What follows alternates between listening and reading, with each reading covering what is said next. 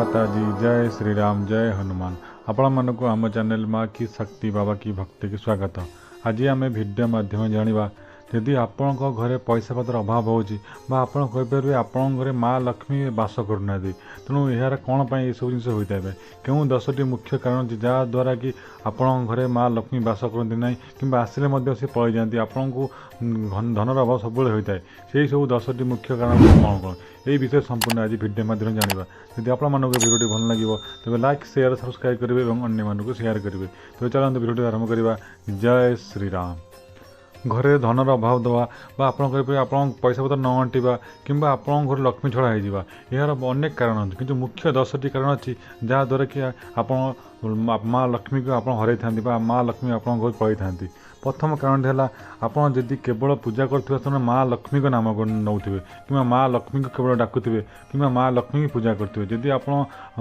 माँ लक्ष्मी केवल पूजा कर आपड़ घर के माँ लक्ष्मी आसते सब मन रखते जो आप माँ लक्ष्मी की पूजा कर लक्ष्मी नारायण नारायण भगवान सहित डाकतु तेणु लक्ष्मी नारायण जब आप डाक लक्ष्मी नृसिंहनाथ को आप डाकवे दुई जन ना नहीं आप पूजा पाठ करते आप पूजा सफल हाँ आप घरे माँ लक्ष्मी बास करते ये प्रथम कारण। द्वितीय कारण जो घरे गुरुजन मानक असम्मान होता है माँ बापा किंबा गुरु साधु सन्त मानक असम्मान होता है से रेस्पेक्ट दि जाए कष्ट हईराण करती से घरे केवे माँ लक्ष्मी बास करती ना तेणु ये जिनस प्रति आप निश्चय ध्यान दिंतु। तृतीय कारण है आप देखिए अनेक घर मानक जो मान घरे रुटी तैयारी होते संजय समय अटा चकड़ा हो समय अटा जहाँ बड़ी जाऊँगी जहाँ चकड़ा बड़ी जाऊँ से सब गुला को से चकड़ा अटा को आप फ्रिज रख दिखती राति जाक तेणु एमती जब आप रखुच्च केवे एमती करूँ ना या द्वारा सब नकारात्मक शक्ति आप घर को अट्राक्ट होता है नेगेटिव एनर्जी आप घर आसता है केवे भी आप घर को यही सब कार्य कले महालक्ष्मी आसती ना केवे आप अटा चकड़ा फ्रिज रखिए ना। चतुर्थ कारण है आपड़ जिते खाद्य बाढ़ुं यदि आप अधिक समय खाद्य बाड़ी रखी दौरान आपड़ किसी समय पर लेट करके आसुँच खाद्य बाढ़ला याद्वारा खाद्यर लक्ष्मी माँ का अपमान होता है तेणु यहीपरि घर केवे भी लक्ष्मी बास करते तेणु सांगे सांगे आप जिते खाद्य बाढ़ुं सांगे सांगे खाद्य खावा चेष्टा करूँ। अन्य गोटे पंचम कारण है जो घरे अधिका रागुवा व्यक्ति अच्छा सब क्रोधर रोकवा व्यक्ति सब चिड़चिड़ होता विरक्त होता सब बड़ पाटे कथबार्ता होता व्यक्ति मान पाखे केवे भी माँ लक्ष्मी बास करती सब निजक शांत रखु एवं निज माइंड की निज कथा कंट्रोल रखु।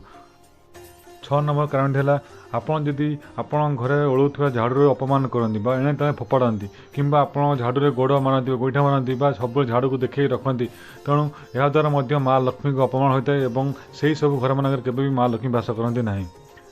7 नंबर कारण है आपड़ जदि रोसई घरे किचेन आप अईठा बासन रखुच्च आप राति खाद्य खाई सका से किचेन अईठा बासन पड़ रोचे आप जो दिन में खाऊँ से सब बासन पड़ रोचे संजय जाके ये सब द्वारा आप घर केवे भी माँ लक्ष्मी आसती ना या द्वारा माँ लक्ष्मी आप क्रोध होता तेणु सब अईठा को सांगे सांगे उठातु किचेन जहाँ भी बासन अच्छे सांगे सांगे धोने चेष्टा करूँ।